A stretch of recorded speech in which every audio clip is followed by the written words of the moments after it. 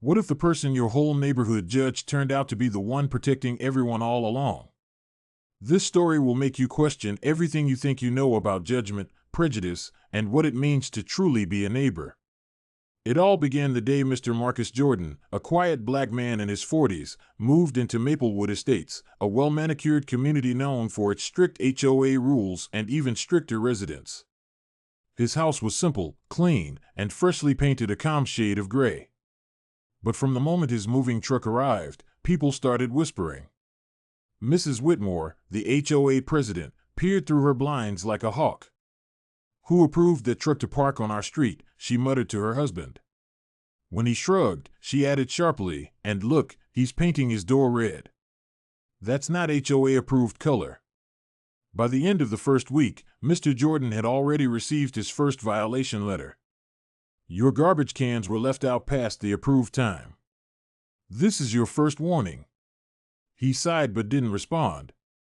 The next week, another letter came, this time for improper lawn edging. By the third letter, it was for excessive vehicle noise. But Mr. Jordan's car was electric. Still, he never raised his voice. He waved to everyone he saw. He greeted Mrs. Whitmore every morning. But she would only nod stiffly and turn away. Then came the rumors. Kids whispered that he stared too long at people's houses. Adults claimed he was watching them. Someone even said he was recording the neighborhood. None of it was true. What people didn't know was that Mr. Jordan had small cameras outside his home because his previous house, in another neighborhood, had been vandalized. But one sunny afternoon, a group of children were playing soccer near the cul-de-sac. Their ball rolled into his yard, and one of them, a little girl named Ella, Mrs. Whitmore's daughter, ran after it. Mr. Jordan smiled warmly, picked up the ball, and said softly, "Here you go, sweetheart. Be careful next time, okay?" She giggled and thanked him. But from across the street, her mother saw the exchange, and her face twisted in suspicion. That evening, the HOA sent another notice. "Do not approach or interact with neighborhood children." Mr. Jordan sat on his porch that night, looking at the letter, a tired sadness in his eyes. He had moved here for peace, but found the same prejudice he thought he left behind. Days later, something terrible happened. A storm rolled in, heavy and loud. By nightfall, Ella was missing. Her mother screamed into the phone, calling the police. The last person seen near her house was Mr. Jordan.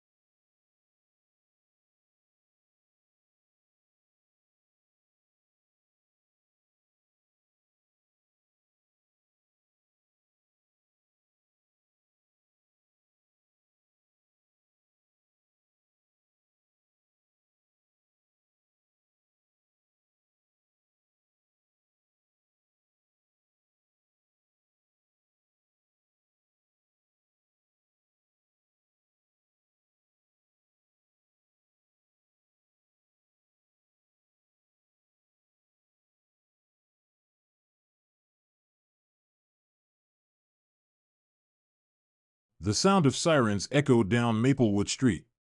Neighbors gathered in the rain, flashlights cutting through the darkness. Mrs. Whitmore was hysterical, shouting, "He took my daughter. He was always watching her." Police officers rushed to Mr. Jordan's home. Lights off. Curtains drawn.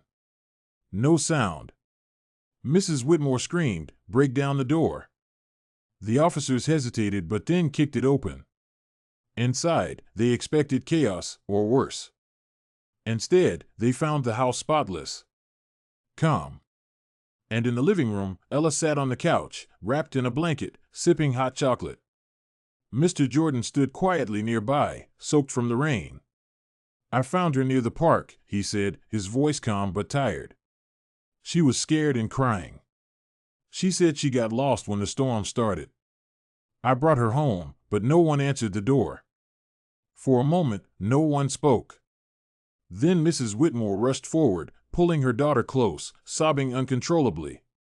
The neighbors stared, guilt already beginning to sink in. But before anyone could apologize, one of the officers, Officer Daniels, looked at Mr. Jordan's face closely. "Wait, you're Marcus Jordan?" Mr. Jordan nodded slowly. "Detective Jordan? From the department?" The crowd fell silent. Turns out, Mr. Jordan was a retired homicide detective, once known for cracking cases that saved dozens of lives. He'd lost his only son 5 years earlier, a teenager shot after being profiled in his own neighborhood. After that, Marcus retired. He moved to Maplewood seeking peace, hoping a new beginning would help him heal. But instead of peace, he found himself trapped in another cage, this time not of iron bars, but invisible walls of bias. As the police took statements and left, neighbors awkwardly avoided eye contact. Mrs. Whitmore stood in the rain, staring at her porch light, unable to shake the weight of shame that now covered her heart. By sunrise, Mr. Jordan's home was empty. His porch chair sat rocking slightly in the breeze, a half-empty cup of coffee on the table beside it. He was gone. The HOA received an envelope addressed to the residents of Maplewood Estates. Inside was a handwritten note. "I came here for peace, not pity. I don't hold anger toward anyone, just sadness that fear still lives where kindness should. Remember, the color of someone's skin tells you nothing about the content of their heart." Attached was an old newspaper clipping. It showed Detective Marcus Jordan holding a young boy in his arms, both smiling. The headline read, "Local detective rescues missing child after 3-day search." Mrs. Whitmore couldn't hold back her tears. She'd spent weeks treating him like a threat, when all he'd ever done was protect children like her own. The neighbors gathered later that week for an emergency HOA meeting. For the first time, the room wasn't filled with rules, complaints, or whispers. It was filled with silence and regret. Mrs. Whitmore stood up, voice trembling. "We failed him. We saw color before character. We let our fear speak louder than our hearts." From that day on, the community changed. The HOA rewrote its policies. They started monthly unity nights, events to help neighbors truly know each other beyond fences and judgments. And every year, on the day Marcus Jordan moved in, they placed flowers on his porch, now owned by a local charity that shelters families in need. Broken heart moral lesson. Prejudice doesn't always wear a hateful face, sometimes it hides behind silence, rules, and assumptions. Don't judge anyone before hearing their story, because the person you fear might be the one fighting for your peace. Have you ever judged someone too quickly, or been judged unfairly yourself? Share your thoughts below. Your story might change someone's heart today. Backhand index pointing down. Subscribe for more powerful true-to-life stories with lessons that touch the soul and open minds.